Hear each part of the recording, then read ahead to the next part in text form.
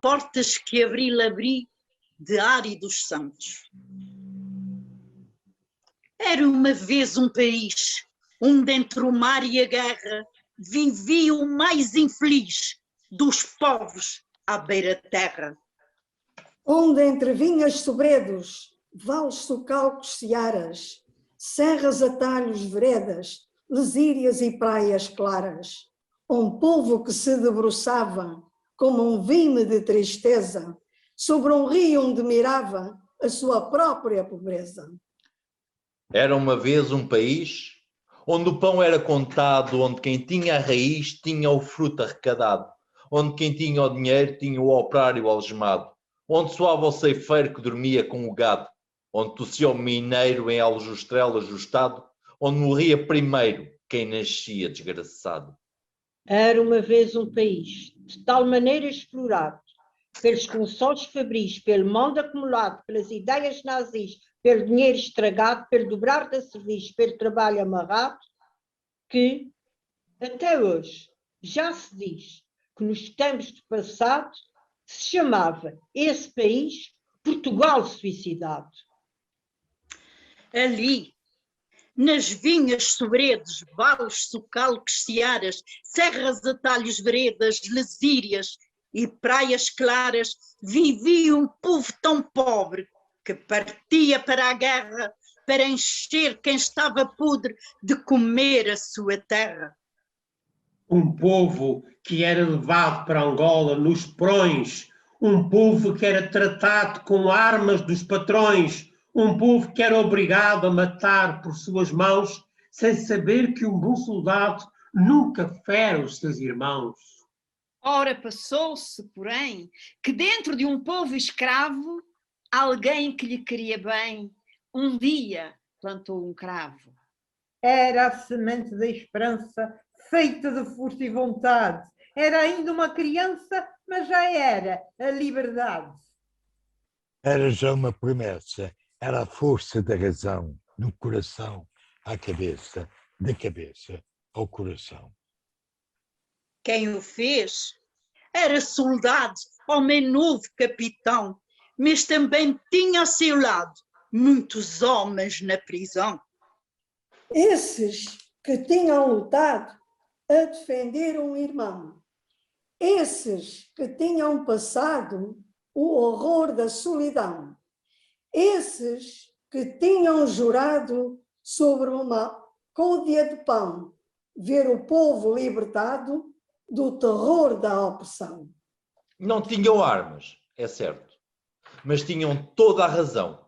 Quando um homem morre perto, tem de haver distanciação.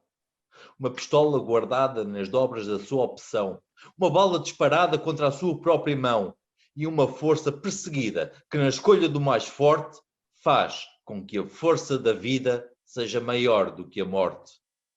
Quem o fez era soldado, homem novo, capitão, mas também tinha a seu lado muitos homens na prisão. Posta a semente do cravo, começou a floração, do capitão ao soldado, do soldado ao capitão. Foi então que o povo armado percebeu qual a razão, porque o povo despojado lhe punha as armas na mão. Pois também ele, humilhado, em sua própria grandeza, era soldado forçado contra a pátria portuguesa. Essa história tão bonita e depois tão maltratada por quem herdou a desdita da história colonizada. Capitão que não comanda, não pode ficar calado. É o povo que lhe manda ser capitão revoltado. É o povo que lhe diz que não ceda, não hesite. Pode nascer um país do ventre de uma chaimite. Porque a força bem empregue contra a posição contrária, nunca oprime nem persegue, é força revolucionária. Foi então que Abril abriu as portas da claridade e a nossa gente invadiu a sua própria cidade. Disse a primeira palavra na madrugada serena, um poeta que cantava, o povo é quem mais ordena. E então, por vinhas, sobredes, vales, calcos, searas, serras, atalhos, feridas, luzeiras e praias claras, desceram homens, sem medo, marujos soldados paras, que não queriam o degredo de um povo que se separa. E chegaram à cidade onde os monstros se acoitavam. Era a hora da verdade para as hienas que mandavam, e a hora da claridade para os sóis que despontavam, e a hora da vontade para os homens que lutavam. Em idas, vindas, esperas, encontros, esquinas e praças, não se pouparam as feras, arrancaram-se as mordaças e o povo saiu à rua com 7 pedras na mão e uma pedra de lua no lugar do coração. Dizia, soldado amigo, meu camarada e irmão, este povo está contigo. Nascemos do mesmo chão, trazemos a mesma chama, temos a mesma ração, dormimos na mesma cama, comendo do mesmo pão. Camarada e meu amigo, soldadinho ou capitão, este povo está contigo, a malta dá-te razão. Foi esta força sem tiros de antes quebrar que torcer. Esta ausência de suspiros, esta força de viver, este mar de vozes livres, sempre a crescer, que das espingardas fez livros para aprendermos a ler, que dos canhões fez enxadas para lavrarmos a terra e das balas disparadas apenas o fim da guerra. Foi essa força viril de antes quebrar que torcer que em 25 de abril fez Portugal renascer. E em Lisboa, capital, dos novos mestres de Avis, o povo de Portugal deu o poder a quem quis. Mesmo que tenha passado às vezes por mãos estranhas, o poder que ali foi dado saiu das nossas entranhas. Saí das vinhas, sobredes, vales, calcos, searas, serras, atalhos, veredas, lesírias e praias claras, onde um povo se curvava, como um vinho de tristeza, sobre o rio, onde mirava a sua própria pobreza. E se esse poder um dia o quiser roubar alguém, não fica na burguesia, volta à barriga da mãe. Volta à barriga da terra, que em boa hora o pariu. Agora ninguém mais cerra as portas que Abril abriu. Essas portas que em Caxias se escancararam de vez, essas janelas vazias que se encheram outra vez, e essas celas tão frias, tão cheias de sordidez, que espreitavam como espias todo o povo português. Agora que já floriu a esperança na nossa terra, as portas que Abril abriu, nunca mais ninguém as cerra. Contra tudo que era velho, levantando como um punho, em maio surgiu vermelho o cravo do mês de junho. Quando o povo desfilou nas ruas em procissão, de novo se processou a própria revolução. Mas eram olhos as balas, abraços, punhais e lanças, e namoradas as aulas dos soldados e crianças. E o grito que foi ouvido, tantas vezes repetido, dizia que o povo unido jamais seria vencido. Contra tudo o que era velho, levantado como um punho, a maio, surgiu vermelho o cravo do mês de junho. E então, operários mineiros, pescadores e ganhões, marçanos e carpinteiros, empregados dos balcões, mulheres a dias, pedreiros, reformados sem pensões, dactilógrafos, carteiros e outras muitas profissões, souberam que o seu dinheiro era presa dos patrões. A seu lado também estavam jornalistas que escreviam, atores que desdobravam, cientistas que aprendiam, poetas que estrambuchavam, cantores que não se vendiam. Mas, enquanto estes lutavam, é certo que não se sentiam a fome com que apertavam os cintos de que os ouviam. Porém, cantar é ternura, escrever constrói liberdade, e não há coisa mais pura do que dizer a verdade. E uns e outros irmanados na mesma luta de ideais. Ambos, setores explorados, ficaram partes iguais. Entanto, não descansavam entre pragas e prejuros, agulhas que se espetavam, silêncios, boatos, murmúrios, risinhos que se calavam, palácios contra tegus, fortunas que levantavam, promessas de maus auguros. Os que em vida se enterravam por serem falsos e escuros, maiorais da minoria que diziam, silenciosa, e que em silêncio fazia a coisa mais horrorosa, minar como um sinapismo e com ordenados régios o alvor do socialismo e o fim dos privilégios. Foi então, se bem vos lembro, que sucedeu a vindima, quando pisamos setembro, a verdade veio acima. E foi um muste tão forte, que sabia tanto a abril, que nem o medo da morte nos fez voltar ao redil. Ali ficamos de pé, juntos soldados e povo, para mostrarmos como é o que se faz a um país novo. Ali dissemos, não passa.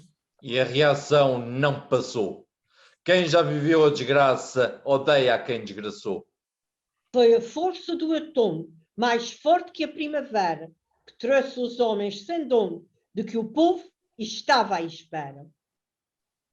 Foi a força dos mineiros, pescadores e ganhões, operários e carpinteiros, empregados dos balcões, mulheres a dias pedreiros, reformados sem pensões, dactilógrafos, carteiros e outras muitas profissões, que deu poder cimeiro a quem não cria patrões.